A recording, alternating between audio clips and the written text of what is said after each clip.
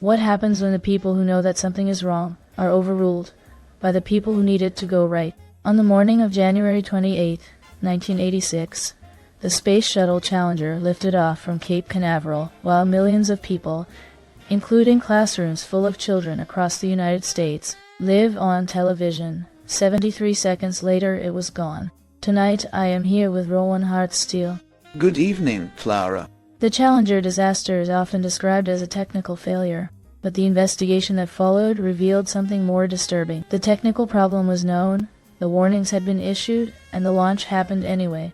Tonight, we turn to an event that became a defining lesson in what happens when institutional pressure overrides engineering judgment in a system where the margin for error. The question is not only what caused the Challenger disaster, but what kind of organizational culture makes it possible for known dangers to be treated as acceptable risks until the moment they are not. The Rogers Commission, which investigated the disaster, concluded that the immediate cause was the failure of rubber seals called O-rings in the right solid rocket booster. But the deeper finding was that this failure had been predictable, that engineers had identified the risk, and that their warnings had been filtered out by the decision-making structure before they reached the people who authorized the launch. We are speaking about the Challenger disaster of January 1986, one of the most consequential accidents in the history of space exploration, and one of the most instructive failures in the history of failures, organizational management. The disaster did not happen because no one knew the risk. It happened because the people who knew the risk were not heard. Understanding how that became possible requires understanding the culture of the shuttle program in the years leading up to January 1986. Then let us begin with the shuttle program itself and how it arrived at that morning.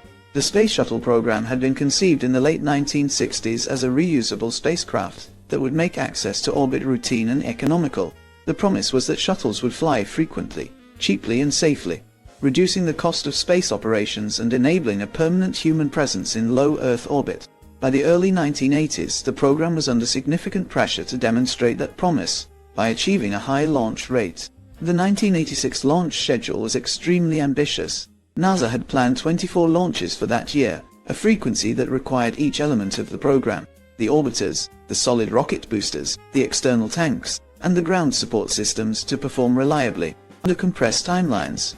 The pressure to maintain schedule had become a significant factor in how decisions about launch readiness were made. So, the organizational context before the launch was already one of high pressure and compressed margins. Yes.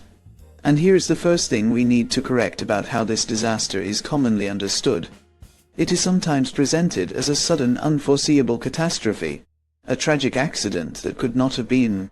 In reality, the vulnerability of the O-ring seals in cold temperatures had been observed, documented and discussed within the shuttle program for years before January 1986. It was an unresolved known problem. The O-rings were rubber seals designed to prevent hot combustion gases from escaping through the joints between sections of the solid rocket booster.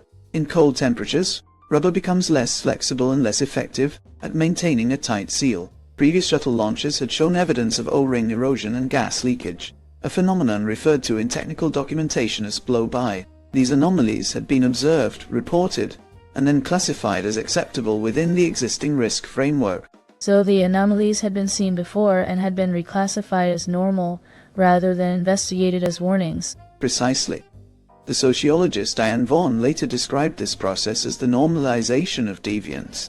When a component behaves outside its design specifications but no immediate catastrophe results, the deviant behavior gradually becomes incorporated into the accepted range of operation. Each time the shuttle flew with O-ring anomalies and returned safely, the anomalies became slightly more normalized. The system was accumulating risk in a way that was not visible in any single data point.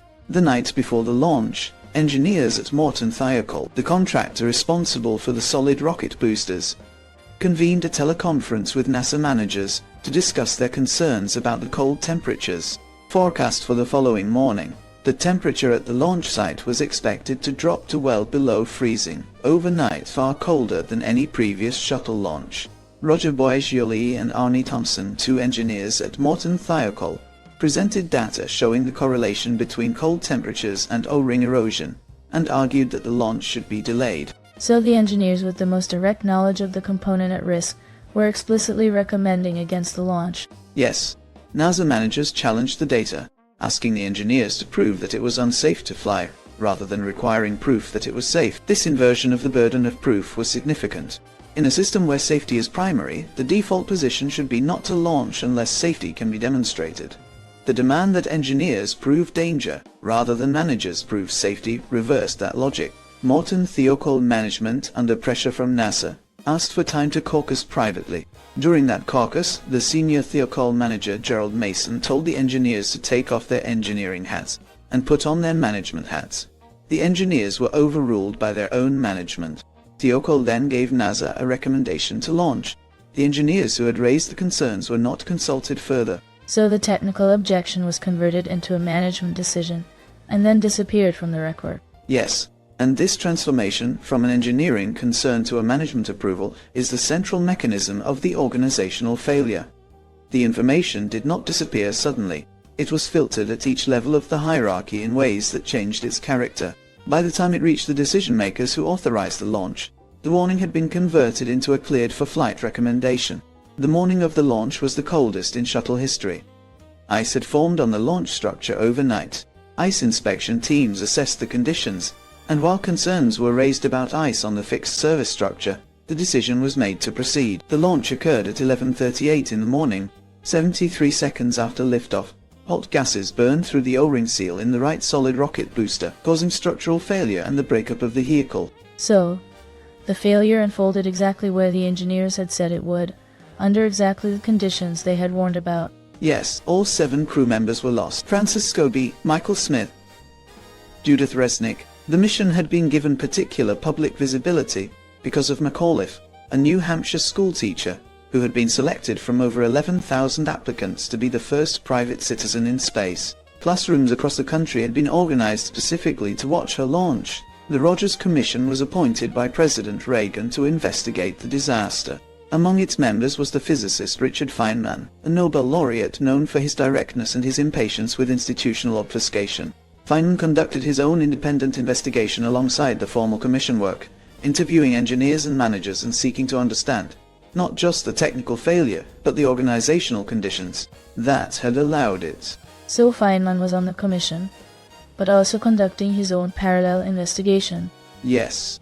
And his most famous contribution came during a televised hearing when he dropped a piece of O-ring material into a glass of ice water, held it there for a moment, and then demonstrated that it had lost its flexibility in the cold. The demonstration lasted perhaps 30 seconds. It communicated to a national television audience, with complete clarity, a technical fact that had been obscured within the institutional documentation of the shuttle program for years.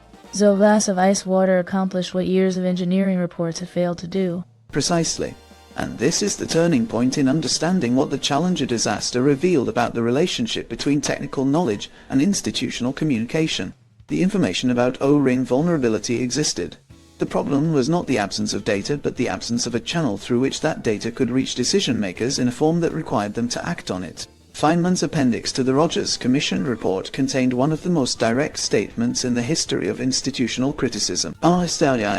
He wrote that NASA management appeared to believe that the probability of a catastrophic failure of the shuttle was approximately 1 in 100,000. The actual engineering estimate was closer to 1 in 100. The gap between those two numbers, he argued, reflected a systematic distortion in how risk information was processed as it moved up the organizational hierarchy. So senior managers were operating with a risk estimate that was 1,000 times more optimistic than what the engineers believed. Yes, and Feynman's conclusion was characteristically blunt. He wrote that for a successful technology, reality must take precedence over public relations, for nature cannot be fooled. This sentence, added to the official report as a personal appendix after institutional resistance to its inclusion, became one of the most quoted statements in the literature on organizational safety. The Teacher in Space program that brought Krista McAuliffe onto the Challenger mission was itself a product of the institutional pressure that shaped the disaster. NASA had been working to build public support for the shuttle program and to demonstrate its relevance to ordinary American life. Selecting a teacher to fly in space was a communications strategy as much as an educational one, designed to generate media attention and rebuild public enthusiasm for a program whose costs and delays had made it a target of skepticism. Modes unknown tonight.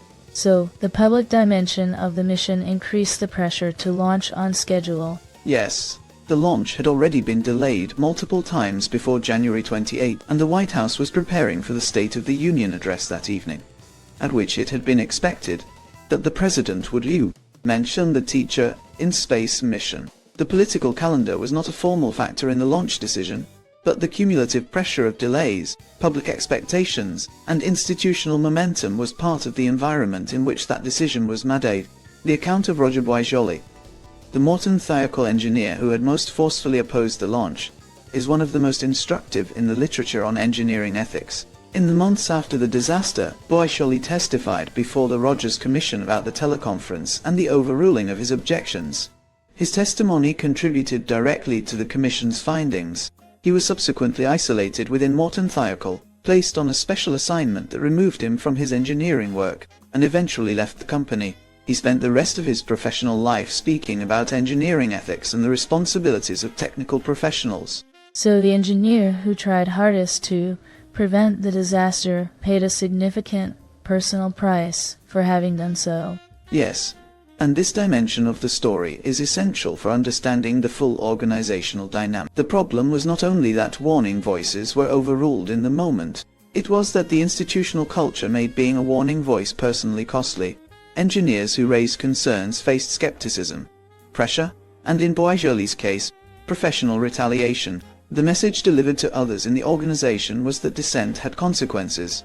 That message suppressed future warnings before they were even voiced. The concept of psychological safety, the degree to which members of an organization feel safe, raising concerns without fear of negative consequences, was not widely used in organizational theory at the time of the Challenger disaster, but the disaster is now a central case study in the literature on psychological safety, precisely because it illustrates with such clarity what happens when that safety is absent. They spoke. They were overruled and punished for speaking. The system cannot learn under those conditions. So the organizational failure was not only in the decision made on January 27th, but in the culture that made it possible to override technical expertise without cost. Precisely.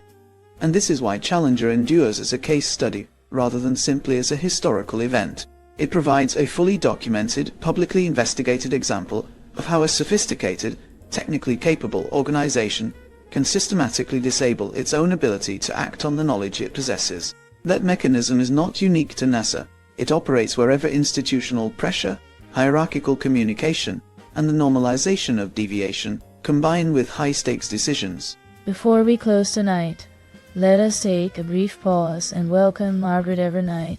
Margaret, for those who want to understand both the human story and the organizational analysis behind the Challenger disaster, where would you invite them to continue? Thank you, Clara. In this case, the most direct path is also the most important one. I would suggest beginning with What Do You Care What Other People Think by Richard Feynman. So this is a book that combines Feynman's personal account of the investigation with his analysis of the organizational failures it revealed. Feynman explains how the Rogers Commission uncovered the technical and organizational causes behind the shuttle accident. He describes how engineering warnings about the vulnerability of the O-ring seals had been overlooked within the decision-making structure surrounding the launch, and his account reveals how the tragedy exposed deeper problems in communication, risk management, and institutional culture within large technological programs. Is it accessible to readers without a background in physics or engineering? Feynman was one of the great communicators of science to general audiences. The book requires no technical background. The Challenger section reads as a personal narrative of investigation, written with the directness and clarity that characterized everything he produced for non-specialist readers. So it gives the reader both the human texture of investigation and the analytic framework for understanding what went wrong. Precisely. And reading Feynman's account makes the organizational dynamics of the disaster concrete and personal, in a way that no abstract analysis quite manages to do. Thank you, Margaret. That is a thoughtful place to pause tonight. Thank you, Clara. It was a pleasure. The immediate consequences of the Challenger disaster were a 32-month suspension of shuttle flights, a comprehensive redesign of the solid rocket booster joint and seal system, and a fundamental reorganization of NASA's safety and management structures. The Rogers Commission made 9 recommendations, all of which NASA accepted. The changes were substantial and genuine. The broader influence on safety culture extended well beyond NASA. The Challenger disaster became a foundational case study in organizational behavior, engineering ethics, and risk management education. It is taught in business schools, engineering programs, and public administration courses as a template for understanding how complex organizations fail, not through malice or incompetence but through the systematic distortion of information as it moves through hierarchical structures. So the disaster became a permanent reference point for how institutions can fail, even when the relevant knowledge exists within them. Yes, and the lesson was not fully absorbed. In 2003, the Space Shuttle Columbia was lost during re-entry due to damage caused by foam insulation striking the wing during launch. The subsequent investigation by the Columbia Accident Investigation Board found patterns of organizational behavior almost identical to those identified after Challenge. The normalization of deviance had recurred. Concerns raised by engineers had again been filtered through management structures in ways that minimized their apparent urgency. So 17 years after Challenger, the same organizational failure produced another disaster. Yes. And this recurrence is perhaps the most sobering aspect of the Challenger legacy. The problem was not a specific technical failure that could be fixed by redesigning a component. The problem was a pattern of organizational behavior that reasserted itself despite the explicit lessons of the previous disaster. Structural problems in how information flows through hierarchies are not solved by redesigning hardware. They require sustained cultural change, which is far harder to achieve and far harder to maintain. The modern relevance of the Challenger disaster extends to every large institution that manages complex technology or makes decisions with significant safety implications. Aviation, nuclear power, medicine, financial systems, and software infrastructure all face versions of the same organizational challenge, ensuring that the people with the most direct technical knowledge of a risk have an effective channel to communicate that knowledge to the people with the authority to act on IT. So the lesson of Challenger is not specific to space travel. It is a lesson about the structure of decision-making in any complex system where the cost of failure is catastrophic. Precisely. The O-ring is a metaphor as much as a component. In every complex system there are O-rings. The question every organization must answer is whether its structure allows those warnings to reach the people who need to hear them before the failure occurs, rather than after. The 7 crew members of Challenger were professionals who accepted the risks of spaceflight with full awareness that spaceflight was dangerous. What they could not have known, and what the investigation revealed, was that the specific risk they faced that morning had been identified, debated, and overruled within the organization that was responsible for their role. Safety. That distinction matters enormously. Accepted risk and imposed ignorance are not the same thing. So, the ethical dimension of the disaster is not only about the technical failure, but about what the crew was and was not told. Yes. And Feynman's conclusion speaks directly to this. Reality cannot be fooled. The physical world does not negotiate with institutional pressure or public relations schedules.